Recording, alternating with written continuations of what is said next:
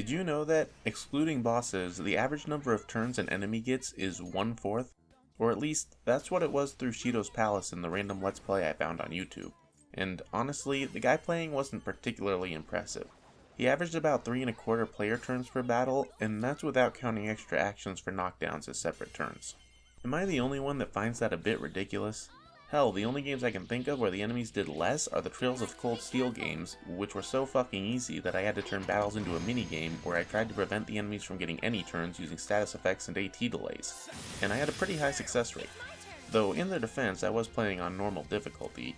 Then again, fuck defending them, because I wouldn't have had to play on normal difficulty if they had given me the option to change the fucking difficulty during the game, so... hold on. I'm getting off topic. Back to Persona 5. Given how quick most battles are, I feel like the way I enter a battle is often far more significant to my success than what I do in the battle.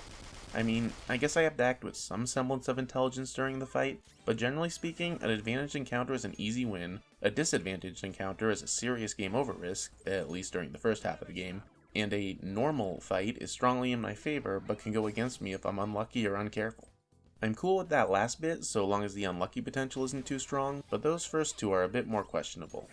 It's not an inherently bad mechanic, but if the difficulty of the fight is going to swing that largely, then the trigger conditions should reflect that. Advantage fights should feel like something earned, and disadvantage fights should only happen when you know you fucked up, or at least chose to take a calculated risk. How's this go in Persona 5? Well, they did okay with the latter. It's not hard to mostly avoid disadvantaged fights, which is good because that's the one that can really make for a shitty experience if done poorly. For the advantaged fights, though, I rarely felt like I earned the free win that they usually gave me. On top of that, I don't find advantaged fights particularly fun or engaging. Ultimately, they just seem like a slow SP drain that give experience, money, and items, while the normal and disadvantaged fights are the ones that are actually engaging. And if you're wondering why I keep saying normal weirdly, it's because I'm using air quotes, because they're not at all the normal case. Advantage fights are the normal case. Normal fights are just a lesser punishment for failing to get the advantage. So I ask, is there not a problem when most of the fights where I actually feel engaged in the battle system are ones where I fucked up initiating them? Shouldn't my reward for a good initiation be a fun, engaging battle? Not necessarily. To the game's credit, the easy battles do go by pretty quick. Loading times are pretty good, and most battle animations are nice and short. My only complaint here is that I wish the end battle screen could be mashed through a bit quicker. Though, in retrospect, that may have been a hidden loading time. Regardless, that's a minor gripe. Given that the easy battles are pretty quick to get through, what really matters is whether or not the mechanics for initiating the advantage encounter are fun and engaging. If they are, then it's arguably not a problem for the battles they cause to be quick and easy. So how is this handled in Persona 5? Stealth. Hey, look at that, I made it to the video's title. Anyway, the big question, are the stealth mechanics fun and engaging? Not particularly. At least not to me. Before I get to why though, I do want to say that, thematically, the stealth aspect of the palaces is spot on and beautifully done.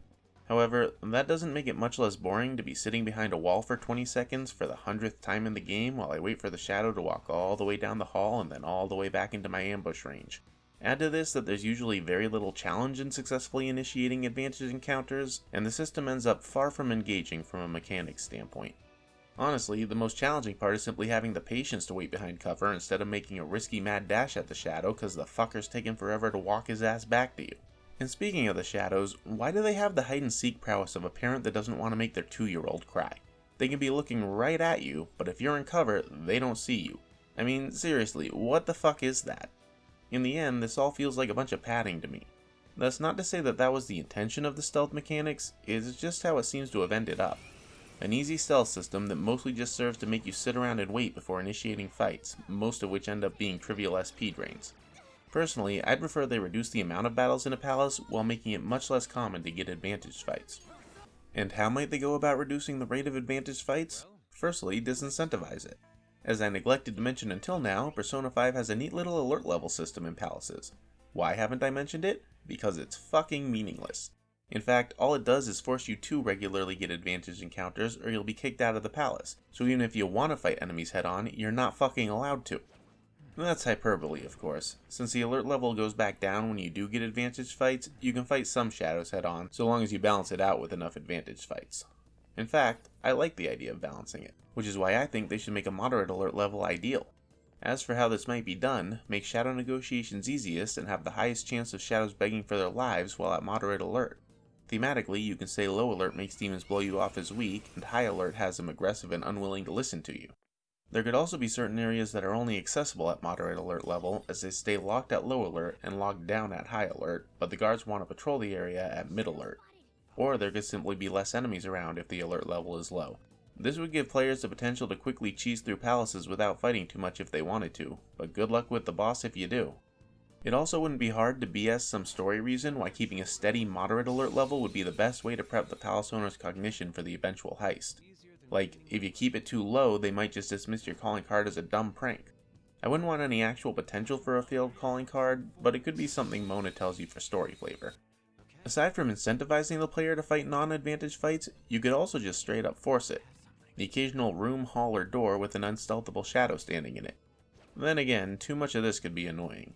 It's best to let the player have some degree of agency in these things, so how about instead of making them completely unstealthable, we make them conditionally unstealthable? That is, give the player ways to avoid being spotted by enemies other than sneaking around. This already exists in some of the stealth tools you can craft, but those are a fairly limited supply, so let's give Joker some stealth skills as well. For example, a skill called Echo Shock could make a sound at the target location, drawing the attention of nearby shadows for a few seconds.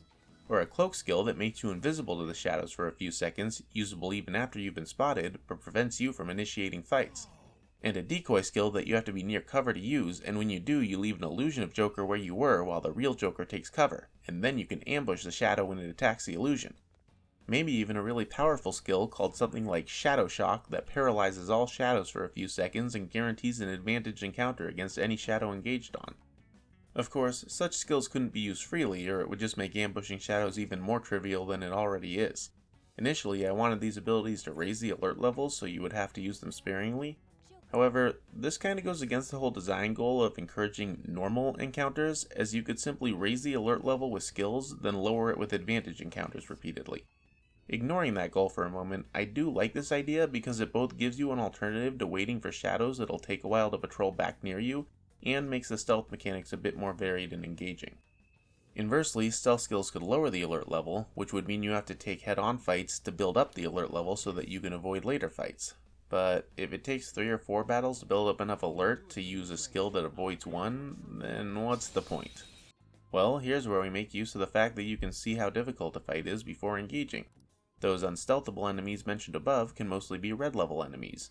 Now the player needs to take fair fights against a few blue and yellow enemies to build up enough alert level so that they can use a skill to avoid a head-on fight with a red one. Sadly though, while I like this mechanically, it makes little sense thematically. Why would using powerful skills lower the alert level? Ultimately, I think these skills would just need to have their own resource. I'd probably still make it go up in step with the alert level, but it would only go down when skills are used. Of course, a few other adjustments would need to be made, like not letting you cheese up the alert level by getting spotted then running into another room repeatedly. And the bonuses of the Devil Confidant would have to be completely reworked, but it should be pretty easy to come up with a new set of alert level related bonuses based on these new mechanics. Hell, maybe this could be what teaches you new stealth skills, or just makes them cheaper or something. Anyway, I've suggested a lot of changes here. As much as I'd love to claim this would all work out wonderfully, I can't really be too confident without the ability to implement and test. Still fun to think about though, and I am confident that at least some of it could work out pretty well. So what do you think? Did I just make a convoluted mess? Hate all unavoidable fights that aren't bosses? Do you hate bosses too? Do you like the ability to effortlessly steamroll most encounters? Feel like you already do enough to earn it with the current stealth system? Got any of your own cool ideas for stealth skills? Let me know and have an awesome day. I really hate the mouse rooms in Shido's palace. Not because of all the mouse stuff, that was alright. My problem is that, other than the last one that's just a grid of small rooms, every one of these puzzle areas consisted of 2 or more map areas. This itself is fine, it was probably just a memory-based necessity. The problem though is that every time you change map areas, all the enemies respawn, and that was fucking irritating. Now, I'm sure it wouldn't be that hard to make it possible to link certain map areas together for enemy respawns, and this would be a perfect place to utilize such a feature. So let's make sure we do that in the future, yeah? Yeah. Good.